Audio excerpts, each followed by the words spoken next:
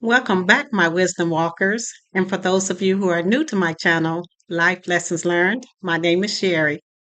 I'm going to be talking today about learning how to be more comfortable with who you are and just giving some tips and suggestions as to how you can begin to do that on a regular, consistent basis and the difference and benefits you'll derive from having implemented some of these steps.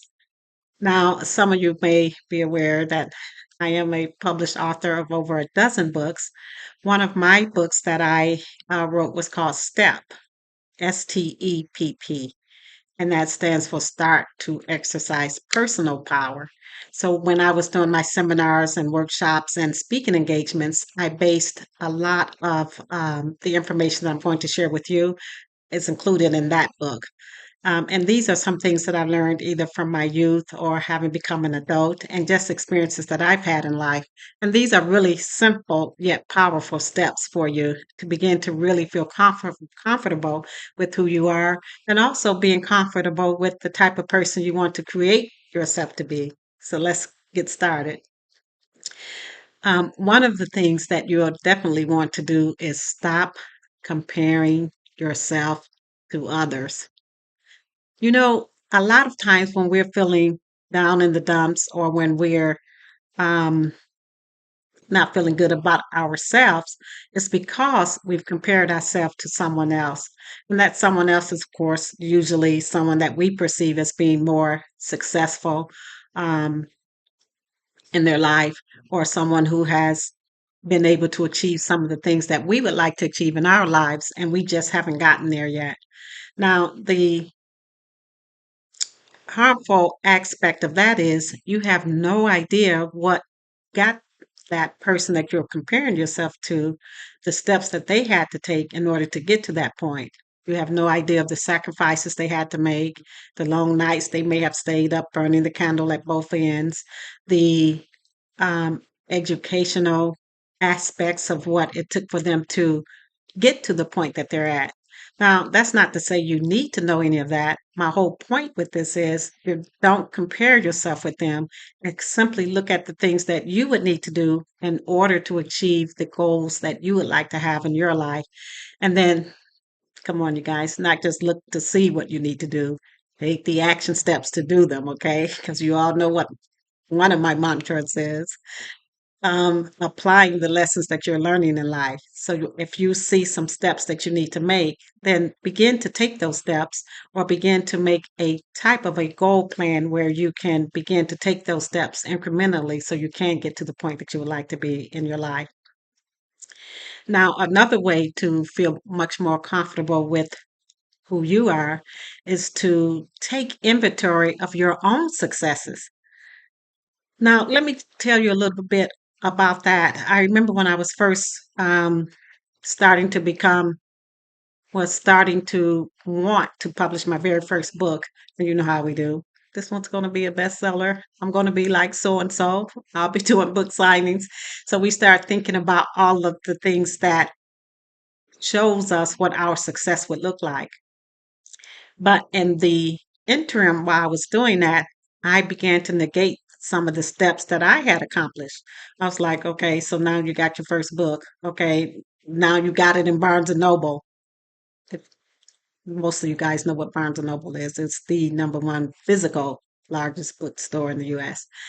And I was elated when I got to those points, but then I began to negate them later on and say, okay, now you need to do this. So you did do that. So don't downplay your successes that you have had, no matter how small or how big.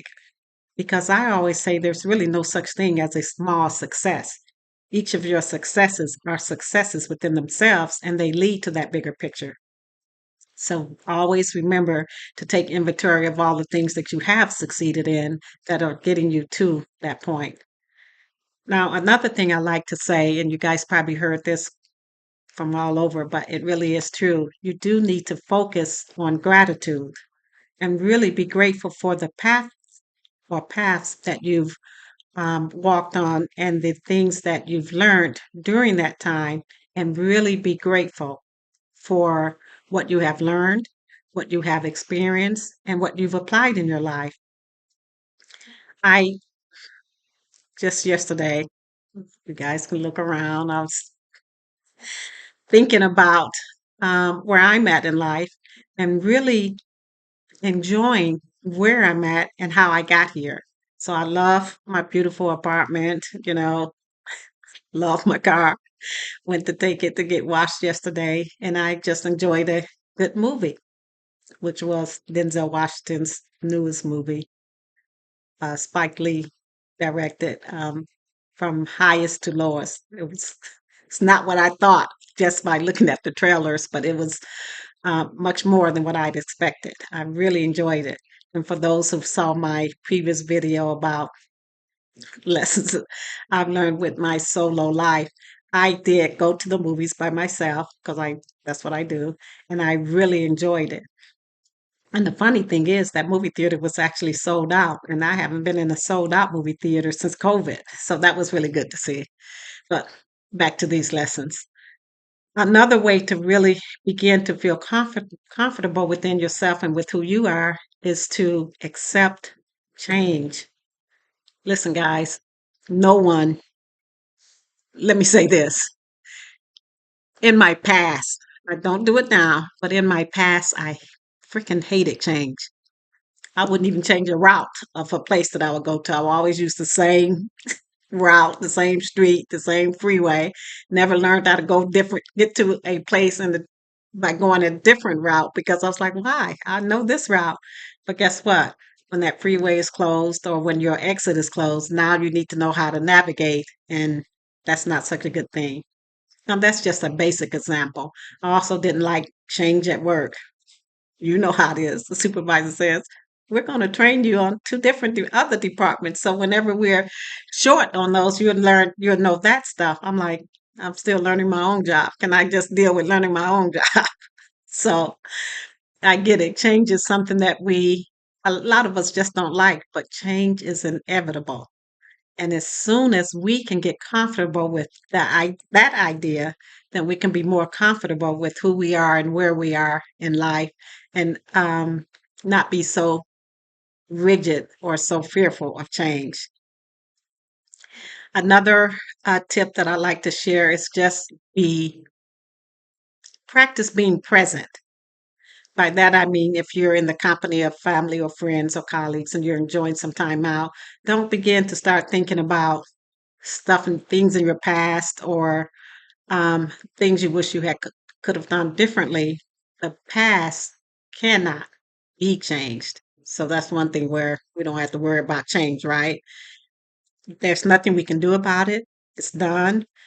It's up to us to be present in the moments that we are currently enjoying so that we can truly enjoy them and truly get the pleasure from them that it was meant to give to us without us worrying about the future or worrying about the past.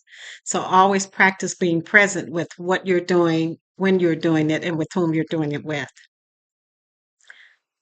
And the other thing I wanted to say about dwelling on the past is the only reason you would need to do that is if it were to glean the lessons from that past incident or that past event. So if you're looking back to say, well, what could I have done differently? Or um, what lesson did I learn from that? Then that's fine. But don't dwell in your past. Don't keep wishing you could have done something differently because at this stage you can't. So let that go and move on. As I say, do the Kim, KIM, keep it moving, okay? And don't be too distressed about things that you no longer can change. Now, talking about lessons and learning lessons, remember when you lose, don't lose the lesson. So it's okay sometimes to have setbacks in our lives. It's okay to have a challenge that it doesn't that we don't think we overcame in the way that we would like to have. But look back at that and see what lesson you've gotten from that, or what is it that you could learn from that, so that you can, in the future, not make the same mistakes twice. That's really what we want to do in life. We don't want to keep staying in the same situation receiving the same results and getting the same outcomes that we don't want. So, really take a look at that failures or that loss and remember when you lose, don't lose the lesson. Now, in my STEP program, I have what's called Seven Tips to the STEP program. And remember, STEP stands for Start to Exercise Personal Power. And one of the very first ones is to really begin to give and say a firm no in your life. No. If you're asked to do things that you really don't want to do, if it's something that's too expensive and you really can't afford it, if it's a place that you just prefer not to be at and you're being asked, politely from someone to join them, learn to just say no. You don't have to curse people out. You don't have to be mean about it. You don't have to remind them of what happened the last time you said yes and what a debacle that was. Just say no, and you can say, no, I prefer not to. But don't begin to say no and then come up with a bunch of excuses because they'll knock each one down.